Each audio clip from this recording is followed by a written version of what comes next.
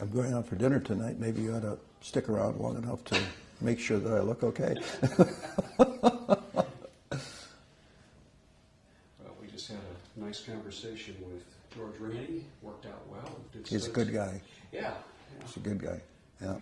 Doing exciting things. We ended up talking to him a little bit too about the Paul Simon documentary, since he was in Ogilvy's administration when all of that was, when Paul was lieutenant governor, and had a great time with him talking. Yeah. Illinois politics really are interesting, including today. Well, I'm kind of monitoring that situation because I do a monthly program on our own station about the legislature, and we have a show up next Thursday night, and I don't know if I'm going to do it in Carbondale or if I'm going to be doing it in Springfield, because they come to town, they go away. They come to town, they go away. It's something else. A day at a time. We'll yeah. see. Hour by hour. Yeah. $70,000 a day.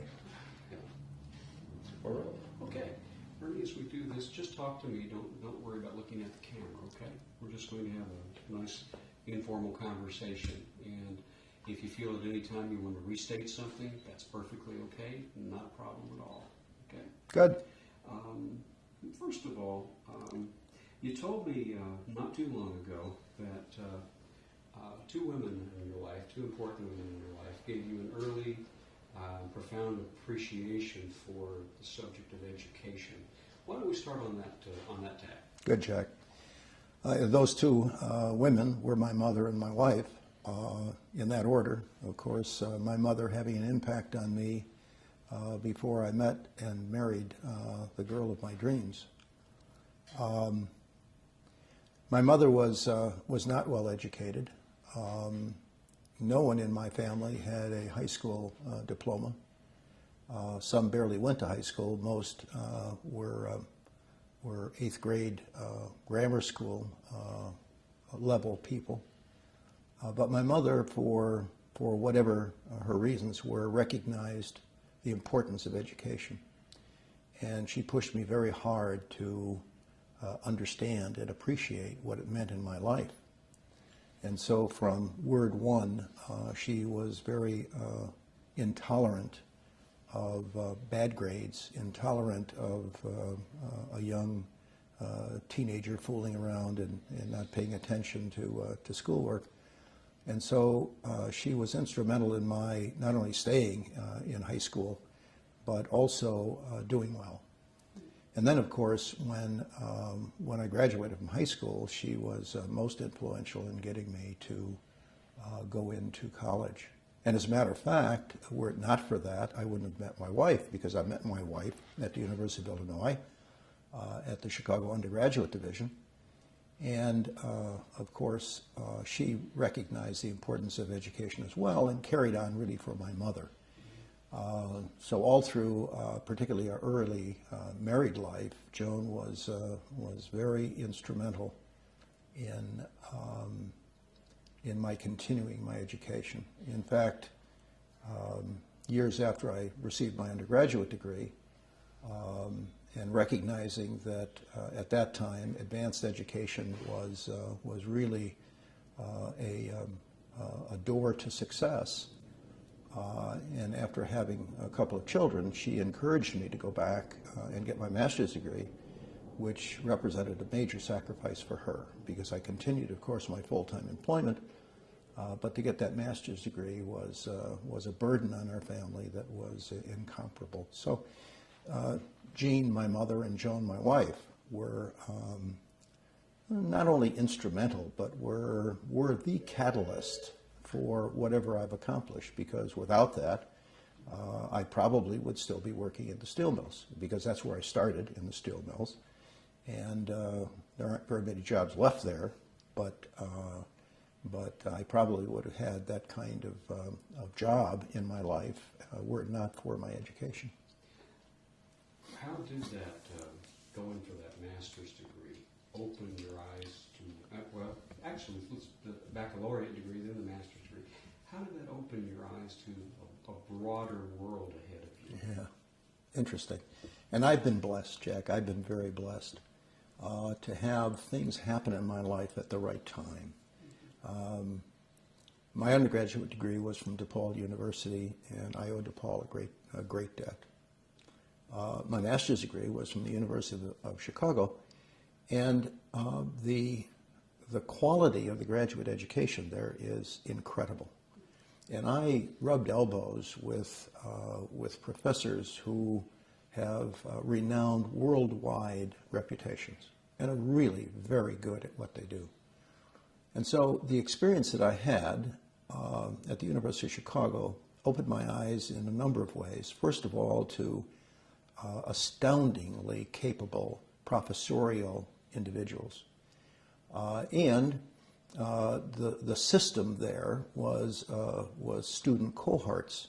And so I was in a group of 6 or 8 other students, and we studied together.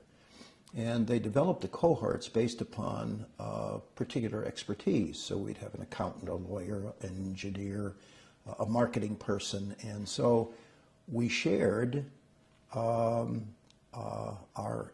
life experiences in this common effort to get through the classes. And it was an incredible experience for me because I had firsthand at each of my elbows people who knew what they were talking about in these various disciplines. So not only was I benefited, and I am an accountant and my expertise was in that area, but I broadened my understanding of not only the business world, but even beyond the business world, by understanding more about society, by understanding more about people, individuals. And so it was a unique experience. Where did you get the underpinnings for the value of giving back to community, the importance of community service? Where did that come from? Jack, I wish I could pinpoint it for you. I can't. I know when it happened in my life. I was in my mid-20s. I'd been through service. I had graduated from DePaul. I'd been out of that environment for a year or 2 or 3, and I was just overcome with the need to give something back. And maybe it happened one night, maybe when I was praying, I don't know, but it happened. And from that point forward, I began to be involved in community activities. With respect to, let's start with Paul, for example. You've had a long and very enthusiastic relationship with that university, starting from your undergraduate days to the board of trustees, the chairmanship of the board. So what's the importance of that university in your life, and how you've been able to work with it and work forward on its behalf? What it's done for you? Yeah. Well, I could not have enjoyed my life nearly as much had it not been for Vincentians. The fathers there, the priests there, create an environment of learning and of social awareness that is incredible. And if I had to trace my feeling for giving back to any particular thing, it would have been to the Vincentian attitude. And St. Vincent, of course, was a person who dedicated his life to the needy and the poor people in France. And so the experience that I had at DePaul was very fulfilling and heartwarming in the sense that it was not only an education, but it was, again, an explosion for me of understanding, of a feeling, of a knowledge that I wasn't just a person in a vacuum, but I was a person in a society with other people who had needs as well as mine. And so I think in terms of whatever humanitarian bent I have today, that the Vincentians created much of that during those years that I was at DePaul. And then, of course, shortly after, maybe 5 or 6 or 7 years after I graduated, I became involved. And from that time forward until this very day, I do a lot of things on behalf and with DePaul University. During your time on the board and your involvement with DePaul, it's become the second largest Catholic university, or is it the largest Catholic? Well, Jack, I don't want to correct you, but it is the largest. It's the largest The Catholic. second largest comes from another. If I were to read my own notes here, I'd do Yeah, that. okay. But it's certainly grown exponentially under the time that you were involved with it. Yeah. What were some of the things that you, some of the projects you engaged in, and the directions you tried to set there with your involvement?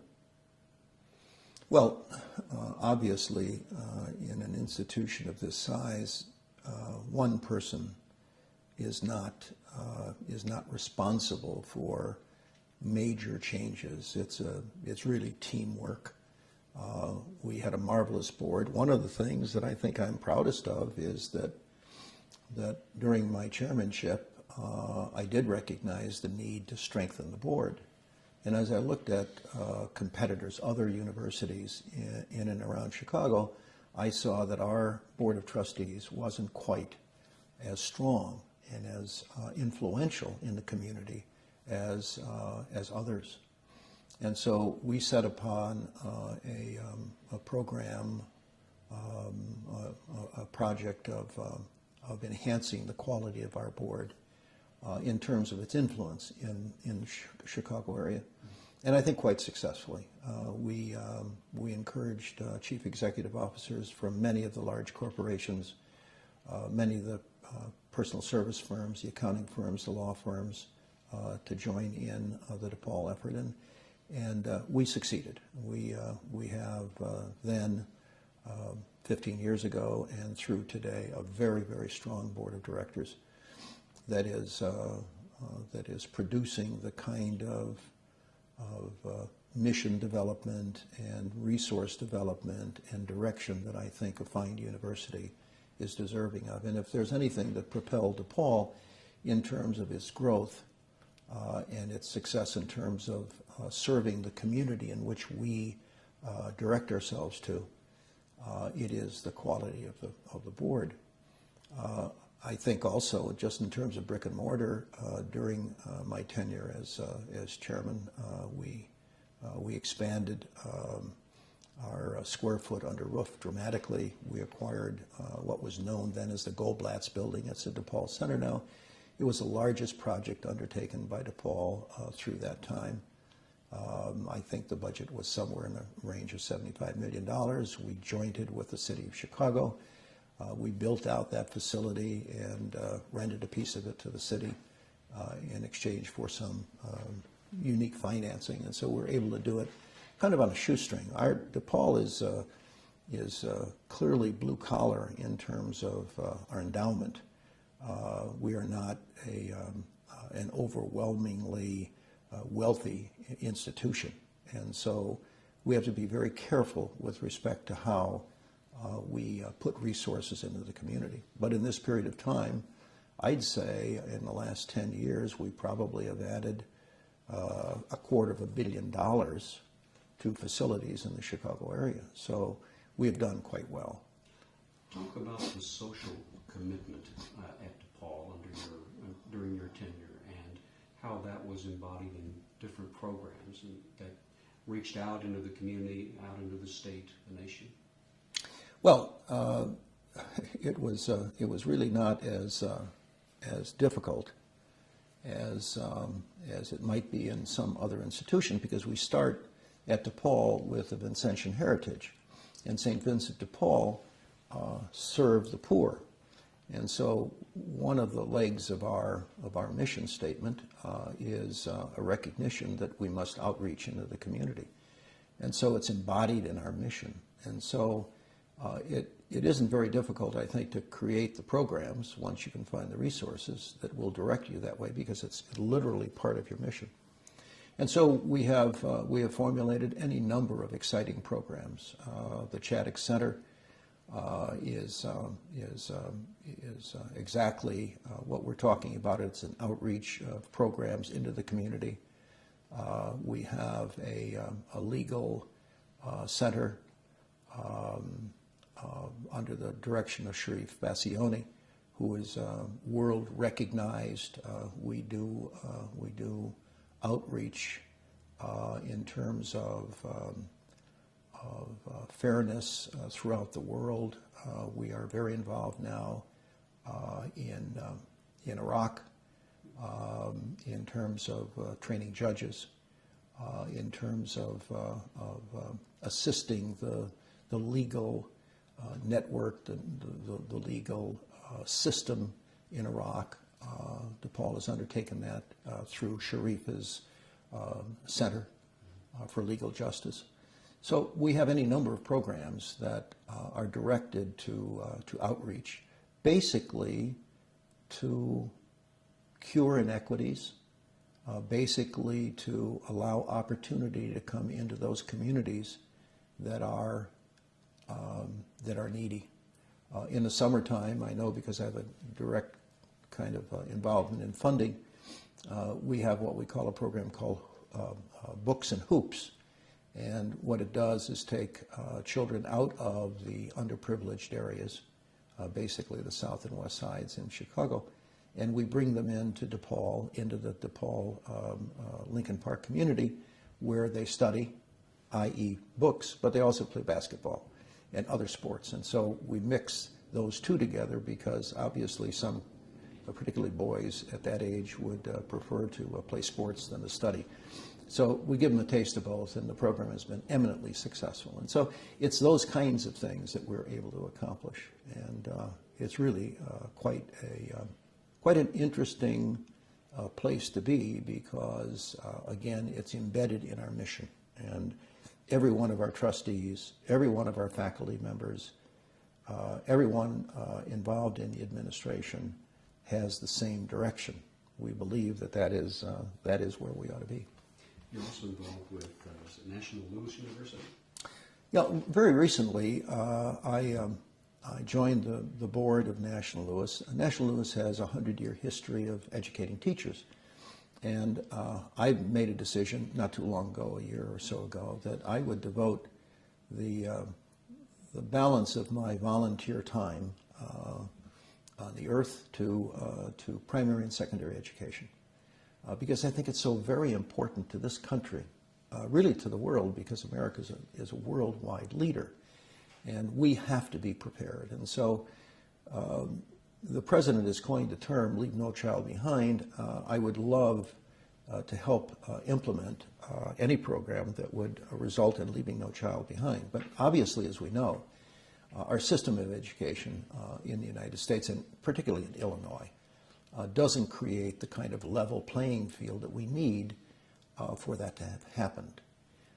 So what I would like to do is to roll up my sleeves, get involved, and do what I can to make the situation better. And obviously, here again, one person isn't going to do it. It's a teamwork sort of thing.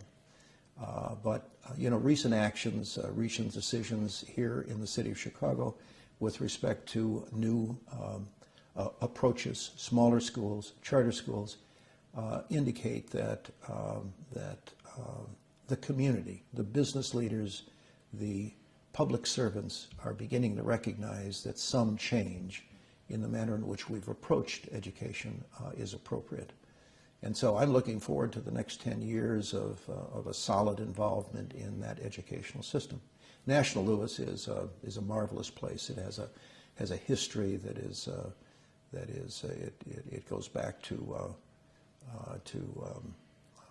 Adams and Hull House and of course Jane Addams was a person who was quite instrumental in social programs. And so Ms. Baker, who really was instrumental in developing National Louis, started about the same time. They knew one another, and she went into early childhood education. And so National Louis has a fine reputation, and I'm hoping that we can continue and expand the role that National Louis has in the whole educational process. DePaul, too, has a fine school of education, and I'm involved in that school. And I'm hoping that that DePaul will become, not that it isn't already, but will become a dominant player in educating teachers. For a time, you were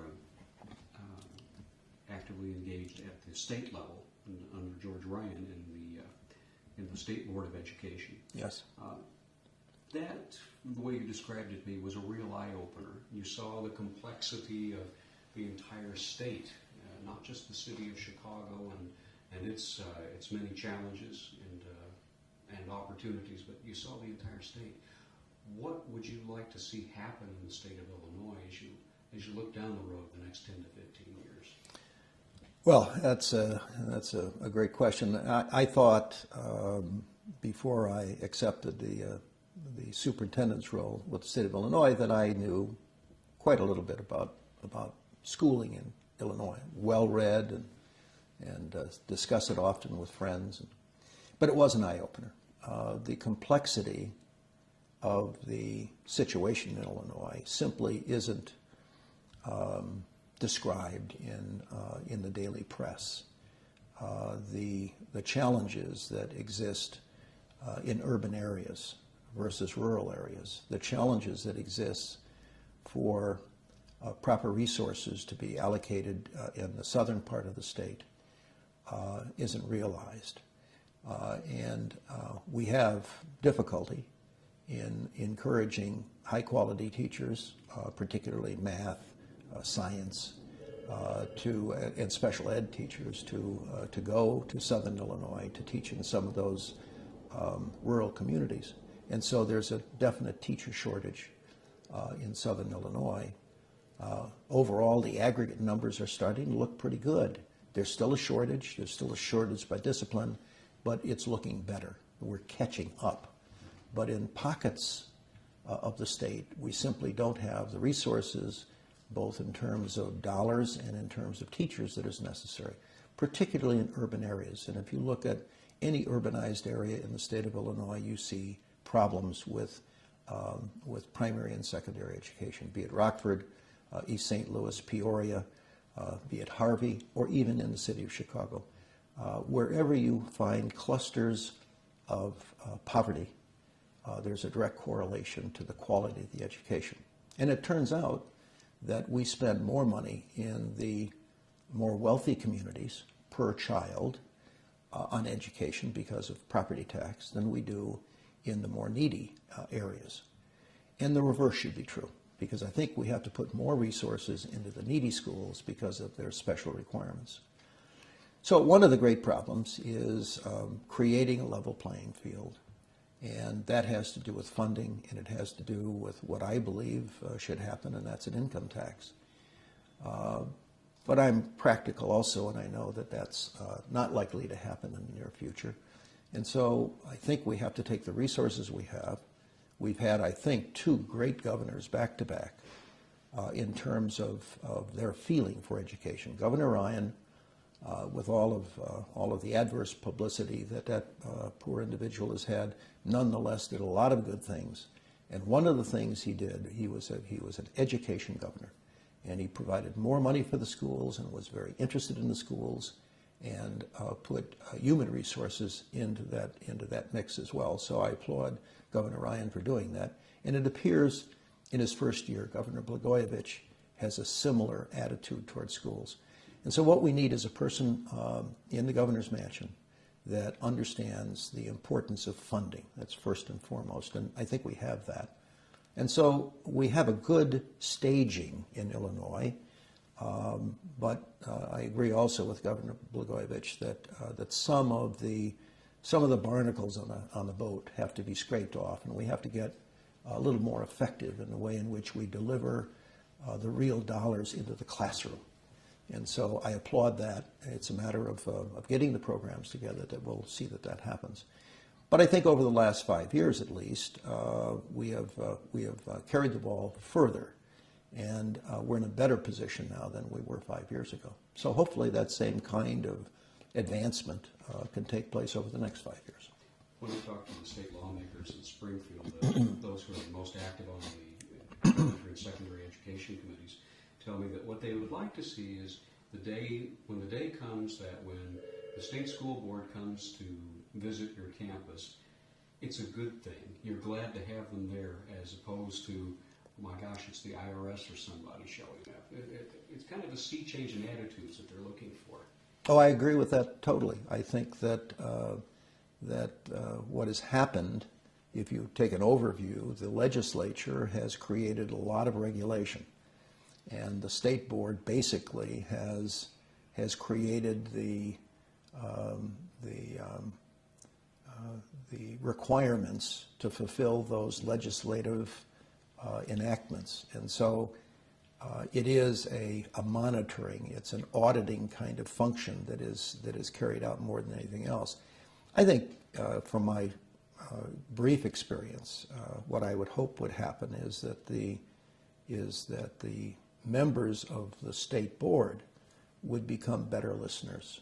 I think they have to be in their communities, they have to visit campuses, they have to understand situations that exist, and they have to be really good listeners, and that is important. And I'm hoping that whatever happens with the board and the powers of the governor's mansion, that there is that commitment to teamwork, commitment to working together for the benefit of the children in the classrooms. And so I think that everybody in Springfield, in a legislative or in an agency environment, have to be good listeners to what's happening in the local districts. There are almost 900 districts, and they're all very important, and we have to pay attention to their problems, their concerns. We didn't touch upon your business career, and we need to do that. And we will come back full circle in a moment. You took a very small firm, relatively speaking, in terms of the major accounting firms in the city of Chicago, and worked with it over a good number of years, and made it one of the major players, not only in Chicago but nationally. Would you like to go over a little bit of the background on that? A lot of good things happened there at Coopers, in my opinion. Well, yes, we had a good run. And again, I had a great team. And like with most challenges that are significant, one person can make a difference, but one person can't do it all. And so we went from the 10th largest CPA firm in Chicago to the 2nd largest CPA firm in Chicago. And we probably were the fastest growing of any of the organizations in personal service delivery here in the city. And that comes from I guess, my leadership in allowing people who had the talent to do what they did best. And I did, I guess, select some folks that were really good at what they did, and we had a great team, and the team worked very effectively together. And so our net result was a lot of growth, and I think a lot of quality. We were, I think, dedicated to one thing more than anything else, and that was quality of service. So we did a lot of training. We did a lot of role modeling in terms of client services, in terms of making sure that our clients were well cared for. And so we very rarely lost a client, very rarely. And we gained a lot of clients. And so it was a good run. You told me the other day that one of the things that came out of that for you was your learning to love helping people learn new things about the business of themselves. Yeah. I served as a managing partner of our Midwest region at that time, and it was 20 offices or 25 offices. I forget the exact number, but they were all in the Midwest, and in a partnership that relies on paying their partners in cash on a cash basis. You pay pretty close attention to the profits on a monthly basis. So I had that job for 17 years, and if you multiply that times 12, times the 25 offices, literally thousands of times I went through closings of the books. And I can't remember a single solitary instance that was of any import in all of those what were then important activities. What I do remember very clearly is the times that I was able to assist somebody in enhancing their life, assist somebody in terms of a direction they were taking or in terms of the things that they were then doing that created a better life for them. And not necessarily materialistic, but a better life in terms of their understanding of themselves and where they were going. And so I made it a practice, even as I left that job and retired and went into some government service, I always took the people around me and encouraged them to go back to school. And so I think I'm responsible for any number of degrees with just the people that reported to me. It was always an objective of mine to enhance the position and the stature of the people that I had some influence over. And those are the things that I remember. In fact, the enjoyment of later years of life include for me occasional messages, either emails now or telephone calls or a little note, Ernie, thank you very much kind of stuff, because they remember that it was something that we had done together early in their careers that allowed them to advance to whatever they are today. So it's part of the reward, I guess, of having that happen. But helping other people is much more important than any business gain. And I think if you look at successful business people, that there's a high correlation between their success and the people around them that they help to new heights in their careers. I hear that often as I talk to folks in a similar situation like yours. You took early retirement to go into government service. You worked, you worked with Governor Edgar on the Public Health Care Task Force, Healthcare Reform Task Force. You served as city clerk, later director of revenue in the city of Chicago. Let's talk about some of those experiences. Well,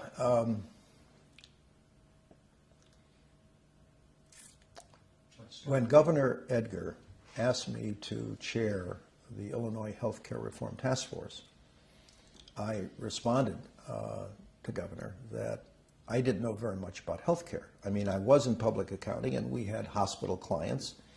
We had long-term care facility clients, and so I knew a little bit, but I wasn't involved with those audits.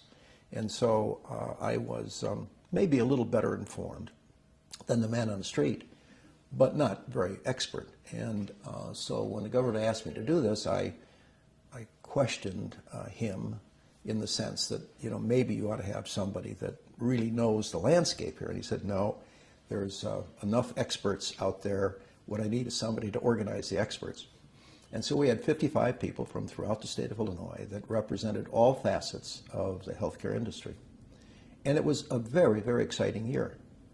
It was a pro bono engagement. I officed with public aid. They had space for me there, and I had a couple of people that reported to me, administrative people. And we did, I think, a fine job. What year was that? Oh, that must have been 92, 93, in that range. Yeah. And that was at a time when we saw incredible pressures on the state budget because of the explosion of Medicaid spending in the state. Yes, absolutely. And we were not able to always meet our obligations on that. Hospitals were being paid late and everything. Well, particularly long-term care facilities were delayed 9 months, sometimes a year in payments, and it was very bad. But it was, again, an eye-opener because there is inequality in our state because of the demographics. And so in southern Illinois, there are cases where you can't get a healthcare provider, either a doctor or nurse, within 100 miles of certain areas of population, or where you've got to travel across bridges that aren't always open. And it's an incredible story about the inequities.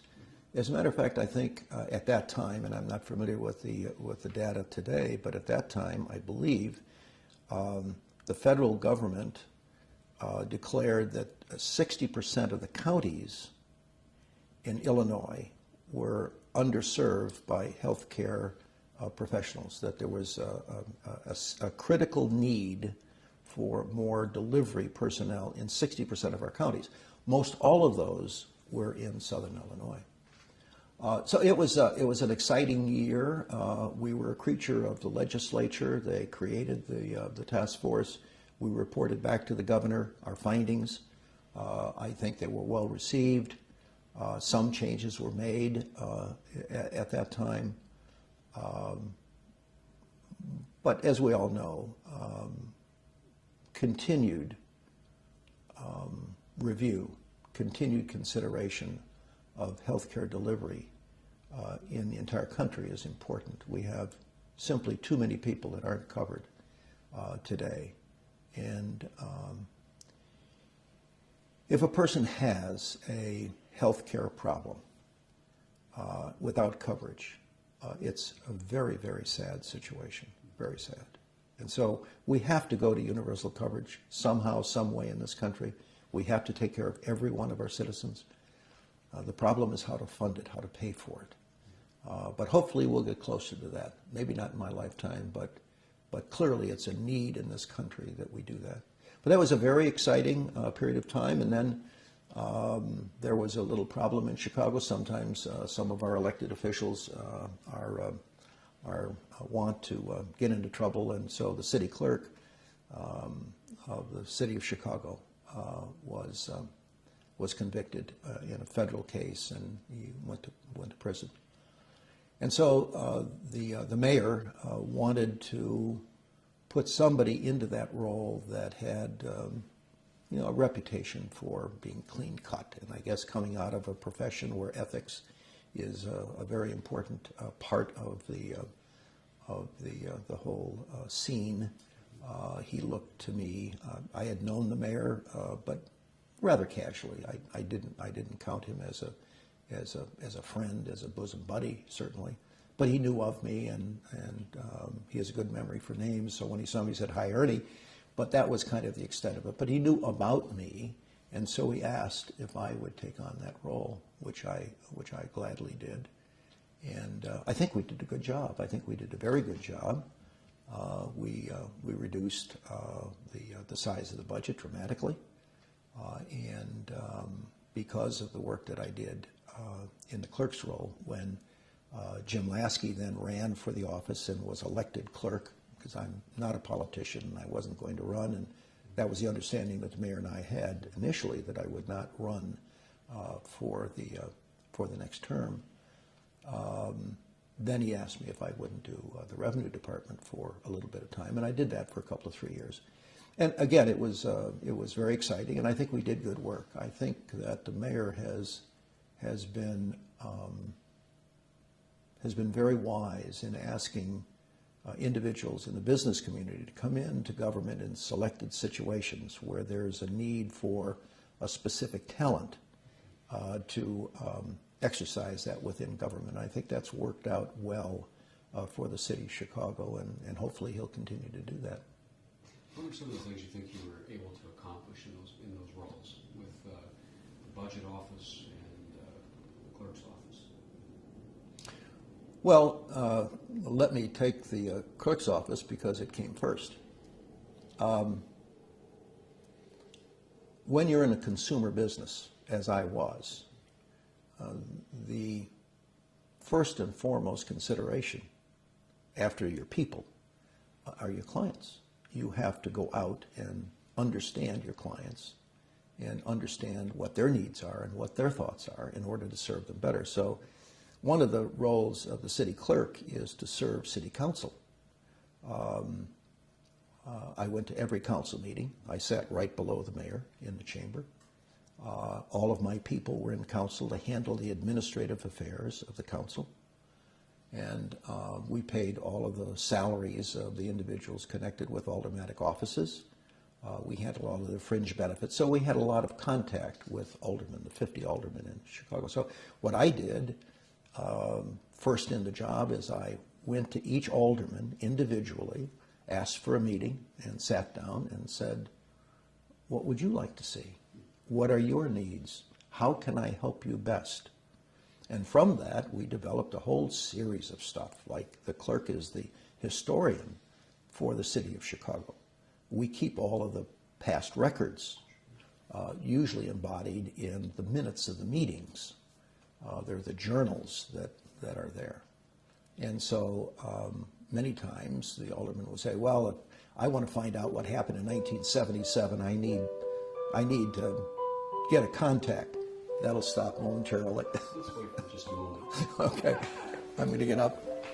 You're still connected here. Oh, sorry about that. I've got to get a handkerchief.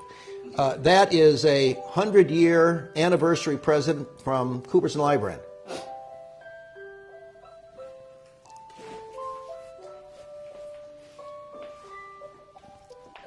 They sent that to retired people on the occasion of our 100th anniversary. Now it stops. It does that every hour, so if we don't finish within the next hour. I think we'll be back to the next one. Oops. Oh, sorry about that. So that, I'm glad for the break anyway. there we go. Situate again. All right. Well, with that approach, I learned a great deal about what the aldermen saw as the role of the city clerk. Of course, I compared that with what the regulations required that I do, and was in a much better position to serve properly in that area. We also handled the sale of the city sticker in the city of Chicago and a number of other smaller roles. But we increased the sales of the sticker through a number of different methodologies, tracking down people who didn't buy the sticker regularly. So we increased the sales, and that was $100 million of revenue, so it was quite important. So we served, I think we served the council better. We made a number of administrative efficiencies. I would just say, as I recall, when I assumed the role, we had 135 people. When I left the job, we had 99. We cut the budget in spite of significant paper increases by 10% in 2 years, cut the budget. Obviously, we reduced employment by over 30. The clerk's office produces a lot of paper because of all of the regulations that have to be copied and all of the minutes that have to be written. As a matter of fact, if you stacked up the paper against Sears Tower, you'd have 3 or 4 times Sears Tower annually of paper that's produced. And by the time I left, it was down to a third of one Sears Tower. So we cut the paper production by 90%. Now, we did it through a number of different vehicles, but and time won't permit to detail all of those. But believe me, we did a massive job in terms of reorganizing the whole effort. So we were able to do quite a significant job in a 2-year period. Revenue Department collect $2.5 billion a year in any number of different programs. Handle all of the tax returns, handle all of the auditing, handle all of the ticket writing, collection of meters. So it's a big job. Almost 2,000 people report to the Director of Revenue. And basically, I concentrated in that area in selecting a team. I put together 10 people who were my leadership team, and they handled various segments of the operations. Outstanding people, each of them. And so I found an opportunity at the middle level of government to find high-quality people.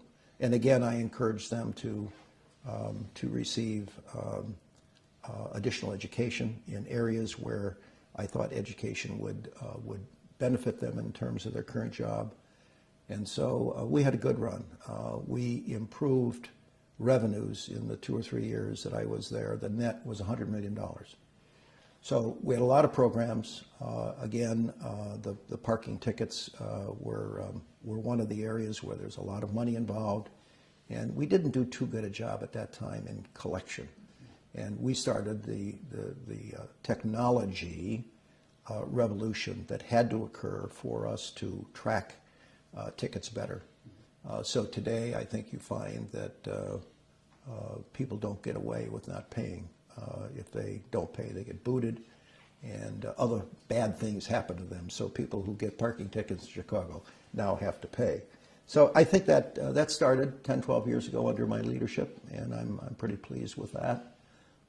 So basically, what we did is in both positions, we identified people who had the talent to get things done at a middle management level. And I'm really proud of all of the people that I had at that level because they have gone on to do different things. One is now running all of the finances for Chicago Public School System. And just one example of where people have gone since they left the Revenue Department.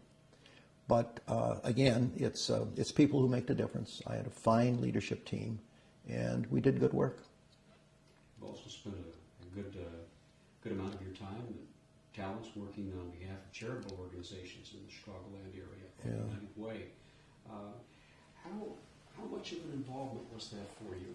What kind of time commitment was that, and the reward that came from that?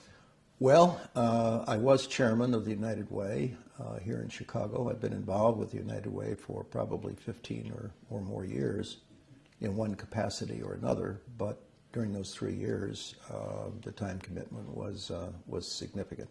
I probably spent 1,000 hours a year, 1,200 hours a year, directly with United Way programs. I believe then, I believe today, that the United Way is a real necessity in our community. United Way has fallen on hard times.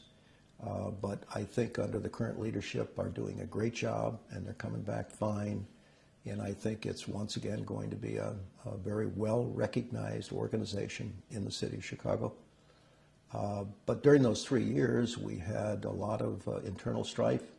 We had 3 organizations, all separately constituted with separate boards, and it was very difficult to get decisions made because all 3 of the boards had to agree, and it was a difficult situation. And I think it's fair to say that I was the pivotal person, along with the chairman of the suburban group that began the unification process. And what we did during those 3 years is we converted the 3 organizations to 2. Now, very recently, it's taken 10 years, but very recently they've gone to 1 organization. So the process that we started during the time that I was chairman, I think has eventually resulted in a unification that is going to set a platform that will allow the United Way to grow again significantly in Chicago. Why is United Way such an important organization? Of course, we have it in Carbondale and all the areas in between. What does it allow the different organizations and community service organizations and the like that it helps fund? How does it bring it all together and make it happen? Well, I probably could chat about that for a considerable amount of time, but the basic things that the United Way brings to the table is a clear recognition of the needs of a community. So when you have an agency who's delivering services in a community,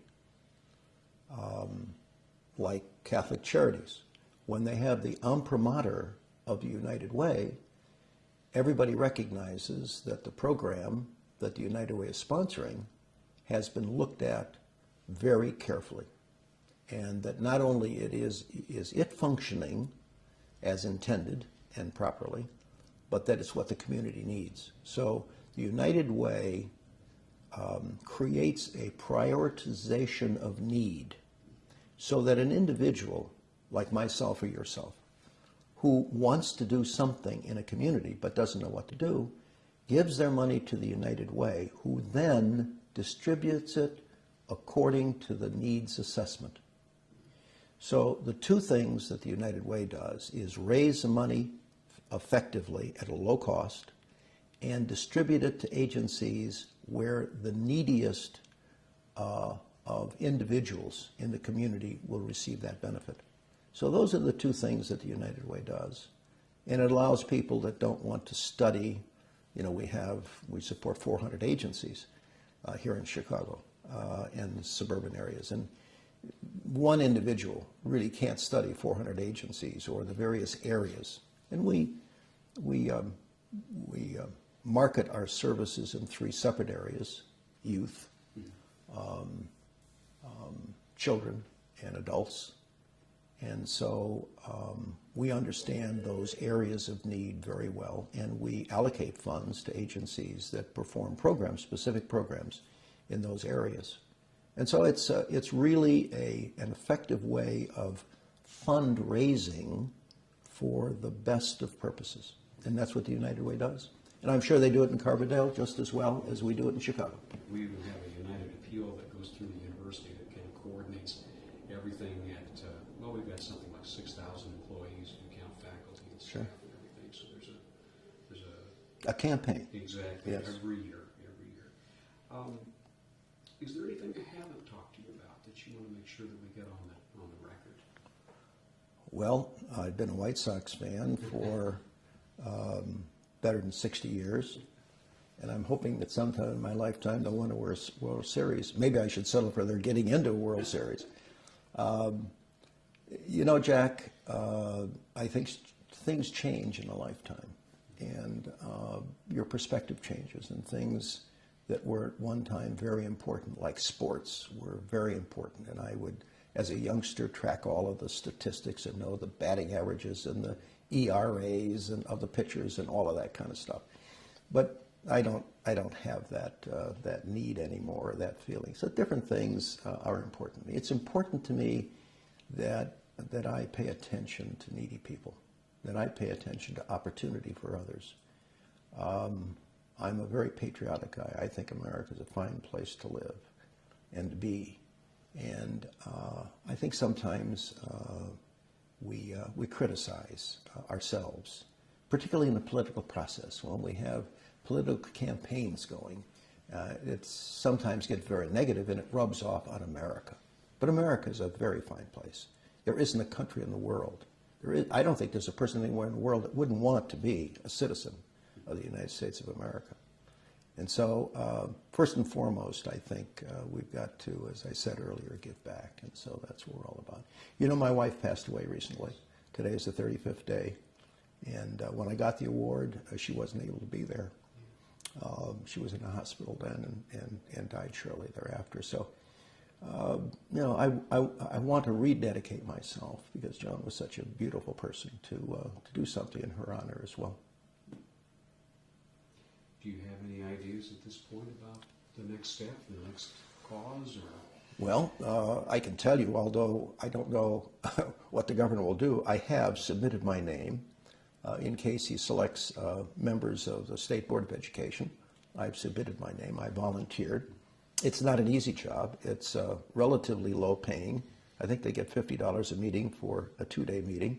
And I think it's probably a half-time job, truth be known, by the time you get done with all of the studies. So it's not a job that one would seek for any kind of financial reward. But I hope that as the governor looks at opportunities to enhance the board, that he might consider me for that role. And if he does, I'll work as hard as I possibly can. I haven't found the vehicle yet, but I would like to start something that would create a grassroots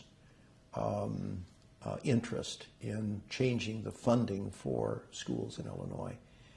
That's a long-term process. It will require 10 years probably, but I think it has to start, and now is probably